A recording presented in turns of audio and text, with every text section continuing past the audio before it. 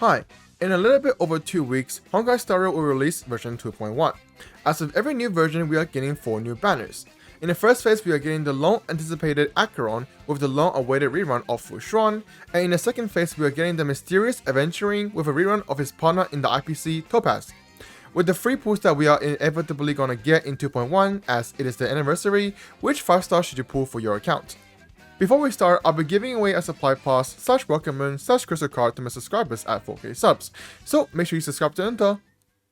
Starting off with Acheron. Acron is a 5-star lightning unit following the path of Nihility. If you don't know what she does, I have a guide, link in the description. But in a nutshell, Acron is a DPS that is focused around her 4-part ultimate. However, to get her ultimate, she needs 9 stacks of slash streams instead of energy, which can be obtained through her team applying debuffs. Acron is looking to be a very strong DPS with a super unique kit. She will be a super fun unit to play due to her very non-traditional ultimate, but her damage comes with a few caveats, which is the requirement of running 2 other Nihility units in the team, and thanks to her being such a unique and unconventional unit, her initial icon will significantly increase the damage potential compared to other options. So for people that have strong Nihility units in their account, like Silverwolf or Pella, Acron will be a perfect fit for your account as she's able to use them very well. People that also either have skipped out or missed out on strong Harmony units like Ranmei, Sparkle or Bronya will also find Acron to be a good DPS upgrade.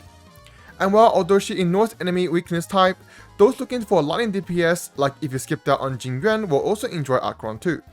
But if you're missing out on someone the Nihility debuffer, or only really have DOT Nihility units, Acron could definitely still work, but you might be better off holding off on her for now. And for people that already have plenty of built DPSs, especially a built Jingyuan or Hypercarry Kafka, Acron may not be looking too ideal for your account. Alongside Acron, in the first phase we are also getting FuXuan. FuXuan is a 5-star quantum unit following the path of preservation. If you don't know what she does, basically FuXuan is a sustain unit who does not use a shield.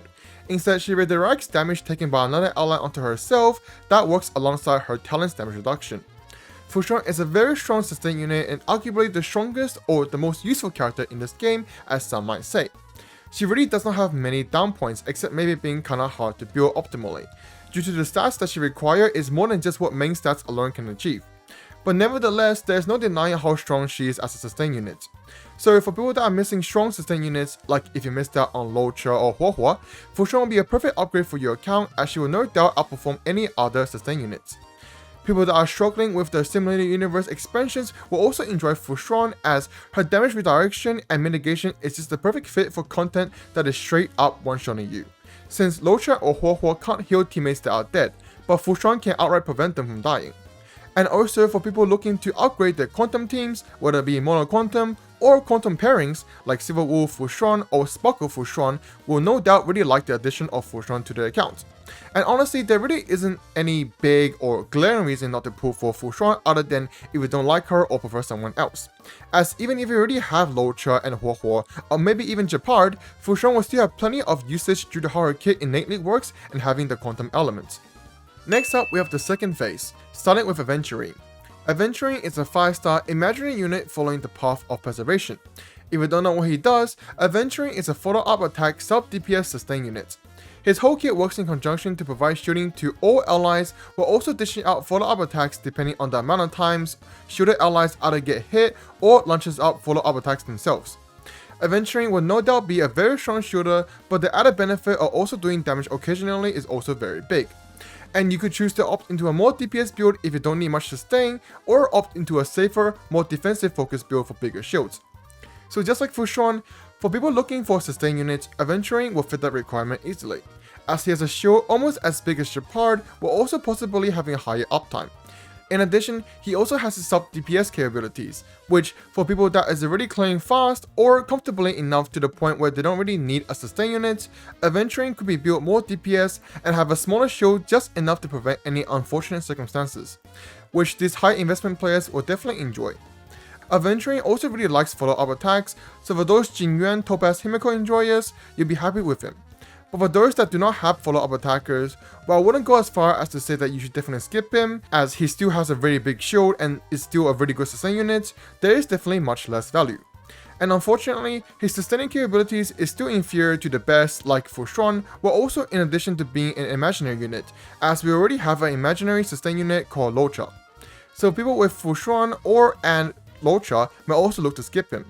And honestly, people with Japar may also look to skip him, as yes, the damage part of Aventurine's kit is very nice, but most people are still going to be looking at his shielding power, so Japar will do more than enough. And last but not least, Topaz and Numbi. Topaz is a 5-star fire unit following the path of the hunt. If you don't know what she does, Topaz is a fire plus debuffer for follow-up attacks. Just like Jingyuan, she summons a follow-up attack entity called Numbi into the fight, which attacks the target she debuffed and can be empowered by her ultimate.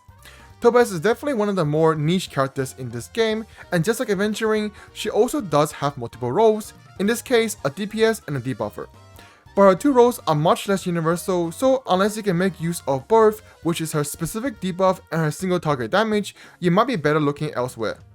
So for people that have a lot of follow-up attackers in their account or looking to upgrade the follow-up attack teams, Topaz will be a great pool as she's literally made for that. And for people looking to build or anticipating more follow-up attackers, Topaz will be a very future-proof pool. But the vice versa could be said for that too, as you could always skip her and get her later on. So will the people that are misled by her hunt path. As well, her damage is nothing to scoff at, Topaz is still not the real fire DPS we have yet to receive. And of course, those people that do not have follow-up attackers and cannot fully utilize both her damage and her debuff should also look to skip her, unfortunately.